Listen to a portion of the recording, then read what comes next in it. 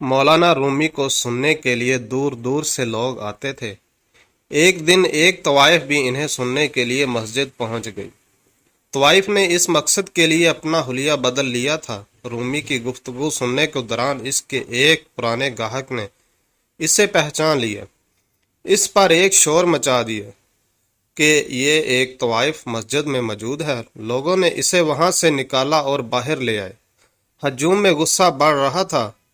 طوائف کو لگا اب اسے وہیں کھڑے کھڑے سنسار کر دیا جائے گا۔ اسی اثنا میں ایک درویش اس ہجوم کے قریب پہنچا اور چیخ کر بولا، رک جاؤ۔ ہجوم ساکت ہو گیا۔ تم لوگوں کو شرم آنی چاہیے، 30 لوگ ایک کمزور عورت پر حملہ آور ہو رہے ہیں۔ کیا یہ انصاف ہے؟ مجمع میں سے کوئی بولا، یہ طوائف ہے اور ایک مرد کے لباس میں آئی ہے تاکہ ہم اچھے مسلمانوں کو دھوکہ دے سکیں۔ تم لوگ مجھے یہ بتا رہے ہو کہ اس عورت کو اس لیے مارنا چاہتے ہو کہ یہ مسجد کیوں آئی تھی؟ کیا یہ جرم ہے؟ درویش کے لہجے میں اب طنز نمایاں تھا۔ یہ طوائف ہے، ہجوم میں سے کوئی چلایا، مسجد میں اس کی کوئی جگہ نہیں۔ ہجوم طوائف طوائف کے نعرے لگانا شروع ہو گیا۔ ایک نے کہا، آؤ طوائف کو مارتے ہیں۔ لگتا تھا ایک فقیر نے درویش کے جلال کو مزید تیز کر دیا۔ رک جاؤ، یہ کہہ کر اس درویش نے طوائف کا ہاتھ پکڑا اور اسے اپنی جانب کھینچ لیا۔ ہجوم کے سربراہ نے درویش سے کہا کہ تم اس علاقے میں اجنبی ہو، تم بہت بڑی غلطی کر رہے ہو، تمہیں ہمارا پتہ نہیں ہے، تم اس سے دور رہو۔ کیا تمہارے پاس ایک طوائف کا دفاع کرنے سے بہتر کوئی اور کام نہیں ہے؟ درویش ایک لمحے کے لیے خاموش رہا، جیسے وہ اس سوال پر غور کر رہا ہو۔ اس نے غصے کا اظہار نہیں کیا، پرسکون رہا۔ پھر کہا، پہلے تم لوگ یہ بتاؤ کہ تم لوگ مسجد میں عبادت کے لیے جاتے ہو یا اپنے ارد گرد کے لوگوں کو دیکھنے؟ کیا مسجد میں خدا سے زیادہ اہم وہ لوگ ہوتے ہیں جنہیں تم تکتے رہتے ہو؟ اگر تم لوگ خدا کی عبادت کرنے گئے تھے تو یہ عورت ان کو وہاں نظر ہی نہیں آنی چاہیے تھی۔ حلیہ بدلنا تو دور کی بات ہے، اگر اس نے کپڑے تک نہ پہنے ہوتے تو پھر بھی وہ تم لوگوں کو نظر نہیں آنی چاہیے۔ جاؤ، لوٹ جاؤ۔ دھیرے دھیرے ہجوم چھٹ گیا۔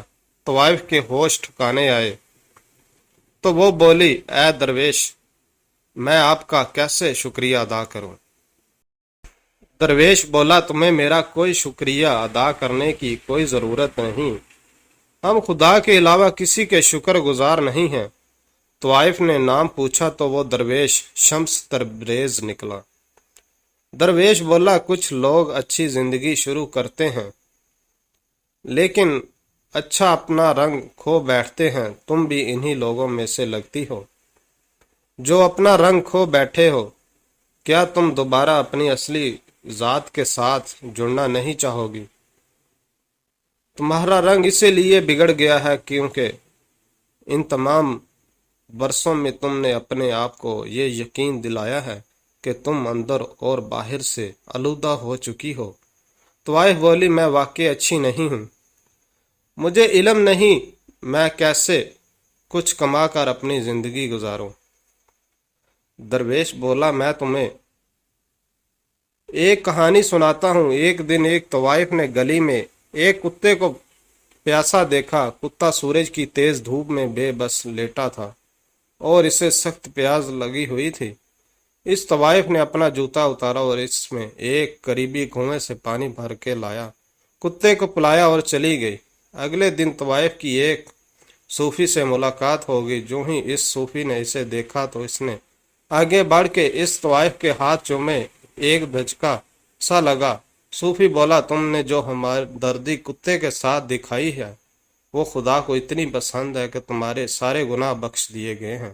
یہ واقعہ سن کر طوائف بولی، اگر میں پورے شہر کے پیاسے کتوں کو پانی پلاؤں تو بھی میرے گناہ معاف نہیں ہوں گے۔ شمس بولا، تم یہ کیسے کہہ سکتی ہو؟ یہ تو صرف خدا کو پتہ ہے کون نیک ہے اور کون گناہ گار ہے، اور تم کیسے کہہ سکتی ہو جنہوں نے تمہیں آج مسجد سے دھکے دے کر نکالا ہے وہ خدا کے بہت قریب ہیں اور تم خدا سے دور ہو۔ طوائف بولی، ان مردوں کو یہ بات کون بتائے گا؟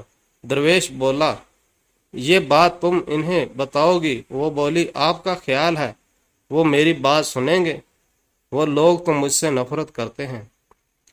दरवेश बोला, अगर तुम चाहती हो कि दूसरे तुम्हारे साथ मुख्तलिफ अंदाज में सलूक करें तो फिर सबसे पहले तुम अपने साथ सलूक को तब्दील करो। इसके अलावा कोई तरीका नहीं कि तुम अपने आप से मोहब्बत कर सको। कुछ अरसा बाद वो भागकर रूमी के घर चली गई जहां शम्स और तबरेज ठहरे हुए थे। रूमी का खानदान परेशान हुआ। सबको रूमी की साख की फिक्र हो गई कि लोग क्या कहेंगे, एक तवाइफ इनसे मिलने आई है। रूमी और शम्स तबरेज वापस लौटे तो इन्हें इस मेहमान के बारे में बताया गया। रूमी को एक धचका लगा और वो बोले, तुम ये कह रहे हो एक तवाइफ हमसे मिलने आई है? एक तवाइफ हमारे घर के सहन में मौजूद है। कोई बोला, जी वो कहती है इसने गुनाह की जिंदगी तर्क कर दी।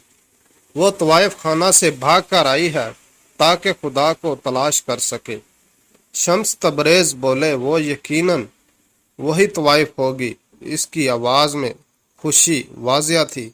घर के किसी अफराद ने कहा, लोग क्या कहेंगे, हमारे घर की छत के नीचे एक तवाइफ आई हुई है। शम्स ने आसमान की तरफ उंगली उठाकर कहा, क्या हम सब पहले एक ही छत के नीचे नहीं रह रहे?